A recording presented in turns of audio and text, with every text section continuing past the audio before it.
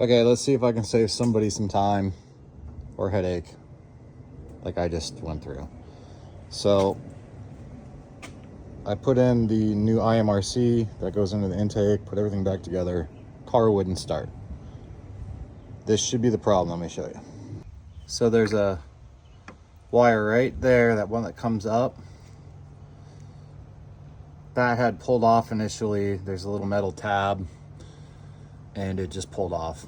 I'm assuming now that I have it hooked back up, goes to the starter and she'll fire up just perfectly fine now. So